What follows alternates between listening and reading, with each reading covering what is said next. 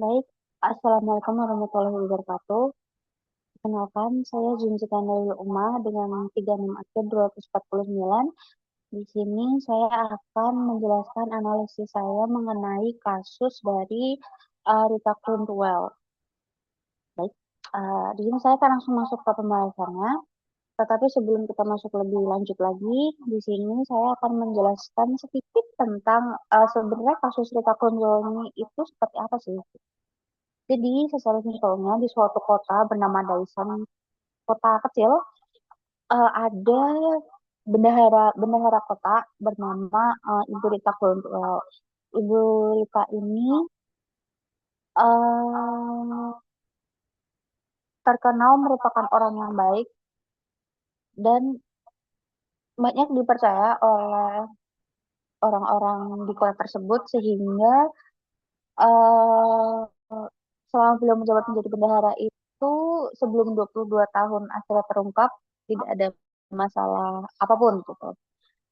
Tapi setelah 22 tahun lamanya beliau menjabat, ternyata selama itu Ibu Rita ini melakukan beberapa fraud gitu. Di mana yaitu yang pertama beliau membuat akun rekening bank pribadi, bukan pribadi sih, tapi membuat akun rekening rahasia yang mana akun tersebut diberi nama mirip seperti akun milik kota, yaitu RSCPA. Lalu beliau juga pura-pura membeli barang. Di sini itu beliau membuat nota palsu dan bilang bahwasannya uang tersebut digunakan untuk perbaikan jalan ataupun perbaikan jembatan dan lain sebagainya. Lalu beliau ini, Ibu Rita ini itu sangat suka dengan kuda, sehingga beliau juga memiliki seperti eh, mungkin penangkaran kuda atau dinasti kuda di mana beliau bahkan memiliki ratusan kuda dan beliau mengambil uang kas negara, uang kas maaf, uang kas kota untuk membeli perlengkapan untuk kudanya, bahkan asuransi setiap kudanya. Dan selama 22 tahun itu, dari tahun 1990 sampai 2012, beliau sudah merugikan kota sebesar 53 juta dolar. Lalu setelah itu, di sini yang baru saja saya jelaskan adalah bagian refleksnya. Lalu bagaimana eh, selama 22 tahun itu berita tidak ketahuan bisa bertahan lama karena di sini ada beberapa pihak yang ikut salah juga. Yang pertama di sini sebelum kita membahas itu kita membahas bagaimana akhirnya berita ini bisa ketahuan gitu. Yang pertama, gaya hidupnya jelas. Dari yang tadi saya jelaskan saja sudah terlihat bahwasannya eh, gaya hidup Ibu Rita ini sangat mewah ya, dan itu sangat bertolak belakang dengan gaji beliau yang bisa kita bilang beliau adalah hanya seorang, tidak hanya seorang, beliau adalah seorang PNS yang gajinya itu tidak sebesar itu kalau dibandingkan dengan lifestyle beliau. Lalu ada nota belanjaan ya di mana Ibu Rita ini ada yang saat melaporkan nota itu ada yang notanya typo, ada yang tidak ada logonya, ada yang bahkan ditulisnya 31 November, yang mana seperti kita ketahui November itu hanya sampai tanggal 30 gitu. Lalu masalah surat menyurat juga. Kalau misalkan ada surat dari bank itu langsung yang berhubungan dengan keuangan gitu langsung sebelumnya ibu mohon maaf suaranya menggema. Surat dari bank itu langsung diambil oleh Ibu Rita sehingga tidak ada orang lain yang tahu akan surat itu gitu. Lalu seperti yang sudah saya singgung sebelumnya, bagaimana bisa sampai 22 tahun berjalan itu karena terdapat beberapa pihak yang perlu dipertanyakan juga sebenarnya. Di sini yang pertama adalah pemerintahan kotanya, di mana pemerintahannya kota ini selalu percaya kepada Ibu Rita, di mana semua tanggung jawab mengenai keuangan itu hanya diberikan oleh Ibu Rita, di mana seharusnya itu ditimbangkan oleh dua atau tiga orang, jadi bisa saling ngecek gitu.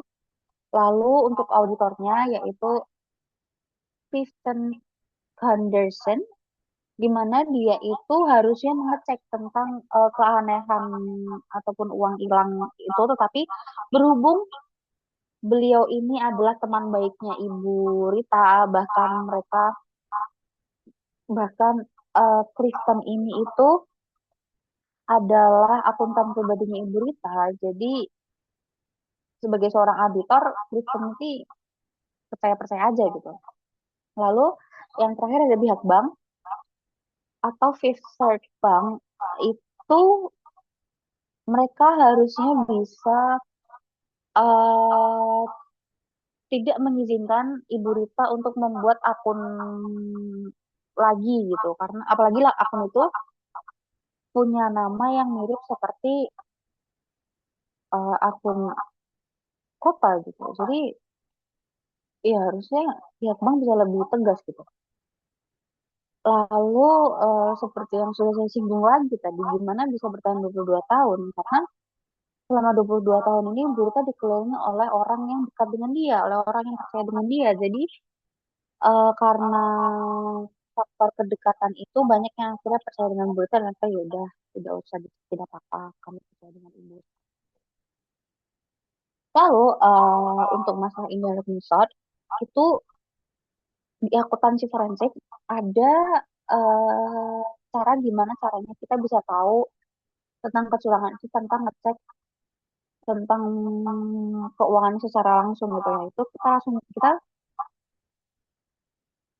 kita bisa lihat aja, kita bisa bandingkan antara income seseorang yang kita curigai dengan pengeluarannya. Di sini kasusnya Ibu Rita. Kita bisa cek aja pendapatannya Ibu Rita dan juga pengeluaran yang sudah dikeluarkan oleh Ibu Rita selama ini. Setelah semuanya dihitung, harta Ibu Rita, barang mewah yang bisa Ibu Rita beli selama beliau menjabat, dan dibandingkan dengan pendapatannya, ternyata itu sangat berbanding, sangat ada selisih banyaknya gitu, selisihnya banyak, ada gapnya. Nah, di situ kita perlu curiga dan melakukan tindakan langsung kepada Ibu Rita karena ternyata lifestyle sangat tidak cocok dengan income yang harusnya dia dapatkan gitu.